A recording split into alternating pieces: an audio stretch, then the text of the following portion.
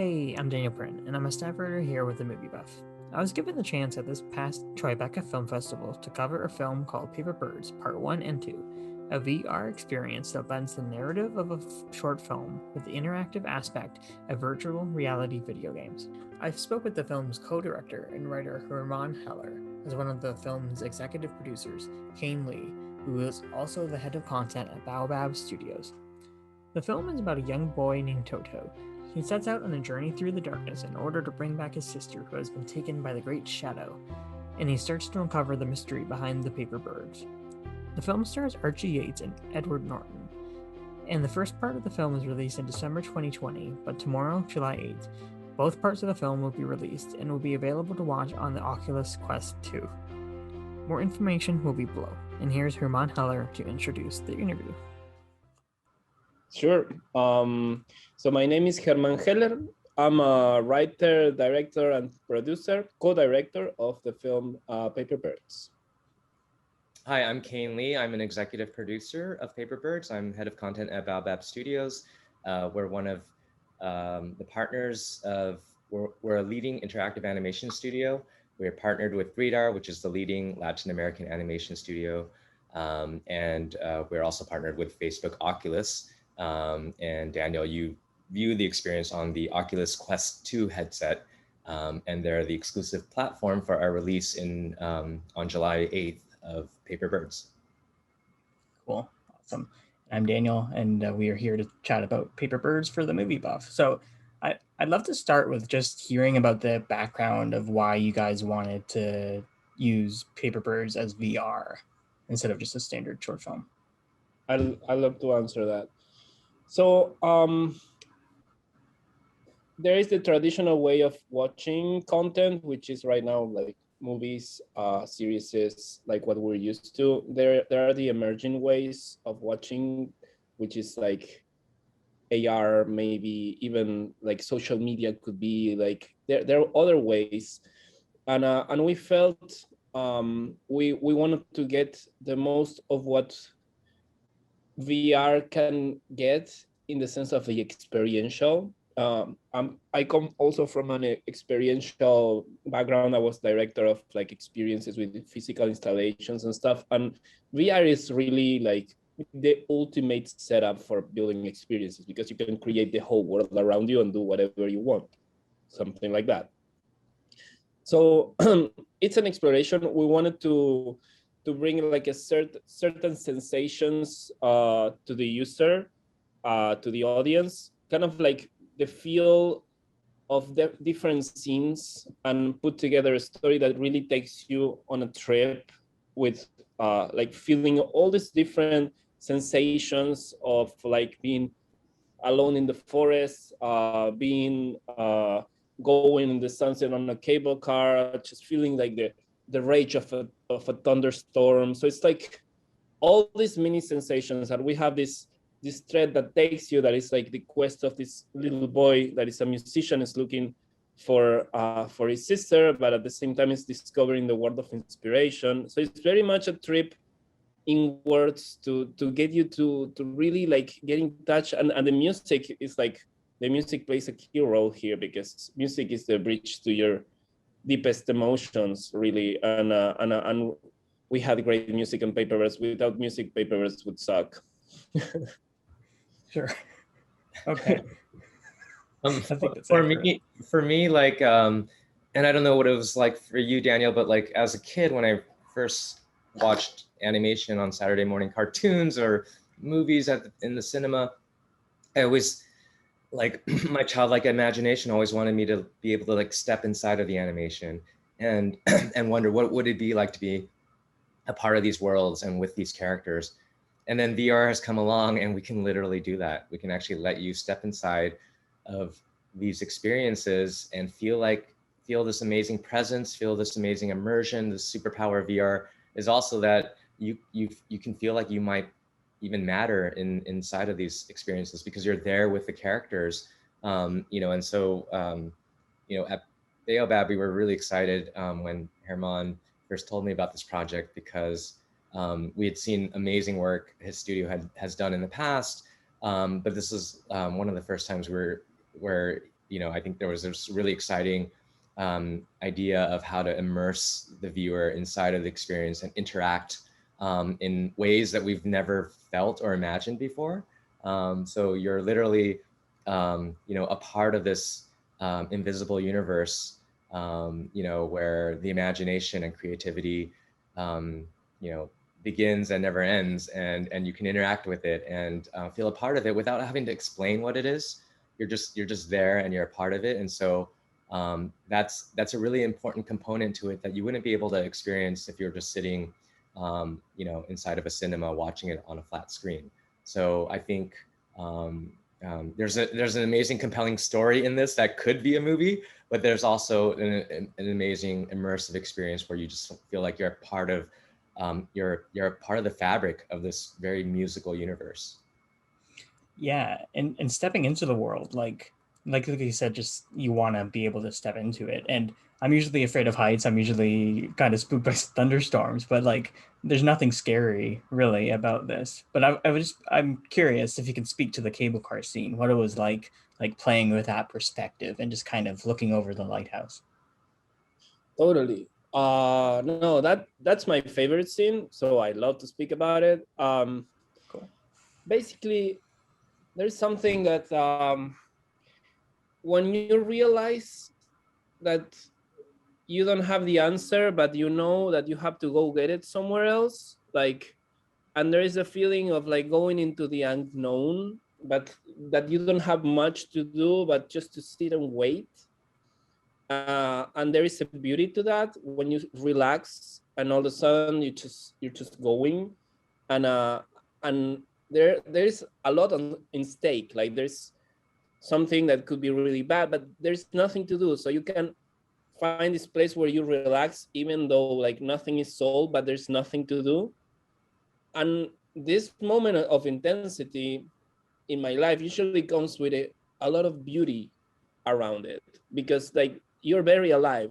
There is a lot on stake, but you just sit and relax, and all of a sudden you discover that you're in the most beautiful place ever, like around you. And that's what I really wanted to put in this scene. It's this beauty of life summed up in that moment where you just like really powerless, but at the same time you're being taken to where you have to go. So the cable car is taking you. There are all these metaphors, and we put a lighthouse there and the sunset. Everything is like all the elements that conspire to get you this feeling of depth, of timelessness, And again, without the music, like I really like you have no idea how many Zoom calls I had with the musician for that scene. Like I really wanted to be like, I want tears coming out of the headset in that scene. I was telling Alex. And I love the result. Like I love the result, and it really gets me emotional when I see it. Like that's the moment where that's my favorite moment in the piece. Herman, isn't there an anecdote of someone crying in their headset recently, seen in that moment? Yeah, yes. Oh, really? I think I heard that. What, an audience member like told you, like gave little feedback that they cried during that scene? Yeah, yes. I mean, it was difficult to show it in Tribeca because it was like it was not open as it was in other versions of it because of the pandemic. But I showed it to a few friends, and I usually, like, it's kind of awkward because it's a 30-minute piece, so you're showing it to somebody. So what do you do? And then you go do something else. But in that scene, I always like to see like how the person's doing, and I realized it was like really crying, like this person I was showing it to you. So it's like I went away and I let that intimate moment be. Oh, that's awesome. I love that this film could have this that effect on people. And you're talking about the music like a lot, which is so great. And I'd love to like I don't want to spoil, but I'd love to ask about the experience moment that kind of reminded me of Guitar Hero, because that was just so much fun as we were just doing the wands to the music. Yes, absolutely. So I mean, look, it's something that is very rare to find in a narrative piece an interactive moment. And I was, okay, so this is, we have to go really careful here. We don't want to make this a game and switch the mood of like being receptive to like being active, and all of a sudden you have to do things and afraid you're gonna do wrong. We didn't want any of that. So we wanted to do something that is like really easy for anybody who plays it, and that doesn't feel like you're doing it wrong. What was the goal of the interactive part? So the music is the core thread of everything. So as the deeper inside the music we can get you, the better. So we wanted to do something that connects you to the music. And also we chose at the beginning like this, like kind of like light bulbs that you explode when you touch, and they come right at the beat, because it also gets you to do positions with your arms, kind of like opening, you know, and at the very end is like you're there open with open arms like that. I mean, somebody's watching you from the outside might look a little silly and embarrassing, but for you it's like you're embracing it. And it really is a way of taking you to use the body language, to be open, to connect with what's happening. So that was the first part, when you were like having to move your arms and everything. And then there is a creative moment where you draw all these mandalas. That was also like, I mean, a metaphor for the power of creation, and then everything, you know. I mean, I don't want to spoil it, but yeah, it's pretty much like inhabiting the beauty of music, and the beauty we wanted to put into this world. That is like the invisible world is like, it does exist. Like ideas come from somewhere, like inspiration comes from somewhere. Like sometimes you connect with somebody and there is something happening. I think this world exists. This is just like an interpretation of how maybe it could look like, but yeah, that exists. So the interactivity was kind of like playing with that a little bit. Okay, cool. Now with the world, like, did you create it from scratch? Like the visuals of it, did you create it from scratch, or is there kind of like a template to work from for VR? No, so I mean, there is a missing piece in this interview, which is Federico, my co-director. He's in vacations right now, so he's one of the best art directors. Not only like a director, but also art director. So he was always in charge of translating this thing, like these feelings into visual things, you know. And he did like.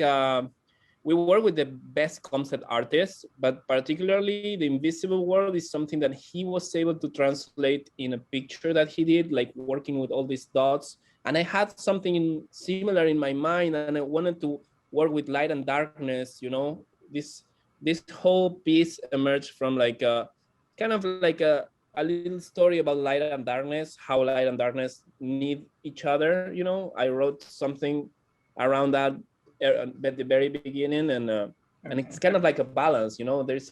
When there's light, there's always a shadow. Like this is a nice metaphor of the balance of it. So Federico was the one who translated that into a concept art, and then we worked with this incredible, amazing artist, which is called Andres Chowi, and he was the VFX artist inside VR who made this came to life. Like he was, yeah, I mean, so important in the piece. Okay. And now I'm just curious about like just the scripting stage. So like when you're scripting this, are you like writing down like how we would see it, like the angles that we'll see it at, or does that come more into play in the directing phase? That's a great question. The thing is, like, when you're doing VR, like, you don't know really if it's gonna look good, bad, terrible, or amazing until you cannot try it. Okay. So many, like, there was an original script that I wrote, but then, like, many things we started trying and didn't feel right. And then there is like a try and error in when you're putting the pieces together. And I think this you can do pretty much only in VR because it's really unknown territory. And at some point, like we decided, like when we were half production of part one, what if we put dialogues in? We thought they weren't going to work, but that was like really advanced, and dialogues are very important and they tell a big part of the story. So in a way, it was a process in which the writing was getting like a feed from the VR, and then again, and then we try something, and then we rewrite, and we were kind of like dimming the feeling that we wanted each scene to have, and then complementing it with the right VO to it. You know, we wrote so much VO, and then it's like, no, but it kills the feeling. Yeah, but we need to explain this scene. Yeah, but the experience is more important. Okay, let's just dim it just the right way, so it's still like you don't go here. You know, you're not trying to, you know, what did it say, or like it doesn't become too mental, because like if you're just thinking too much, yeah, no, doesn't work. Yeah, I would say compared to traditional cinema, at least Herman's approach was very loose scripting, but then very interactive. Then go into the rough VR set, you know, place some characters around, and kind of like keep an openness where the script is always sort of open until the very last possible moment, so that you know, while we're figuring out this new language, that there's you know, there's this kind of creative freedom and attitude going in, that, you know, we expect to move things around. We expect the scripting to be a non-linear process, and something that is very, we can go in proactively with these ideas and these characters and these lines and these actions, but, you know, trying to keep the process very holistic and very like, well, let's go inside of the VR, let's come out of it, let's go inside, let's look at it, even, you know, in 2D on a screen, but just approaching it from all angles, you know. And I think it's different for every filmmaker. I think with Herman, you know, he's a very, you know, like even in terms of working with our actors, with, you know, Edward Norton and Archie Yates and Joss Stone, you know, it's this very like open-ended process of very improvisational, you know. Like I think, you know, Herman has a very clear vision for what he wants, but I also think he's like just very open to new ideas and thoughts, and, you know, that's actually part of the theme of this piece. So no, it's true. I have a clear feeling of what I want from the scene, but sometimes like the actor does a line in a way that really contributes much more than exactly like, because I had like many backup lines, and it's really surprised me when they were interpreting for VR, the what the actor was putting into it, it was like much deeper. So in a way, I have a clear vision for the feel and where I want to take it, but VR has so many elements there, and then all of a sudden, like narration came as like the thing that you kind of use to complete it. So when we have all this scene that looks really poetic, and we put something that is very like grounding, then it might kill it. So, you know, that was how we worked with narration, and I'm so happy with the result. Like Edward was just amazing, bringing all this depth and feeling of like history to things. Archie and his playful yet wise way of saying things, and Joss, she had very little lines, but she brought something completely different, and she made like the character of the grandmother so deep with just like just a single scene, you know, like a single scene when she's talking and she says a few sentences. It's like, whoa, like it opens a whole new world. So really happy with the actors. Cool. So I just love to ask Kane, like after you have a producer role on this, right? yes, exactly. Okay. And so like after seeing all this come together, I'd just be curious to hear about your experience playing it for the first time. Oh yeah, I mean, I've been, you know, developing this with Herman since the beginning, and so okay. But if, you know, during the pandemic, you know, every time he sent me a new build and I got to see the progress of what the amazing animators and artists and engineers were doing, it was like, you know, it was like Halloween, you know, it was like, oh, you know, this is my 1 hour today where I can not be on a Zoom. I can put on the headset and just enjoy. But it really, I think with animation, especially, like you don't see the final result till you get to the very end, and because it all comes together, like it all comes together seamlessly at the end, but it feels like very, you know, it feels very in progress all the way until that moment. So that feeling of when this was completed just, you know, a couple of weeks ago and putting it on and seeing all the different parts and the things that we worked so hard on come together into one seamless piece, that was like, you know, the most incredible feeling. And then being able to world premiere it at Tribeca and see some people put on a headset for the first time in front of you, where they can't hide their reactions, because we've been in a world where everything is being communicated, you know, through these rectangles and you know, over email and electronically. Having that sort of in-person experience of putting it on journalists like you or people who are attending the festival, you know, the spontaneous reactions, you know, sort of meant the world to us. But yes, as someone who has produced a lot of these, like this one was a real special one, and you know, it came at the perfect time, as you know, New York City was opening up again, and Tribeca was celebrating its 20th anniversary.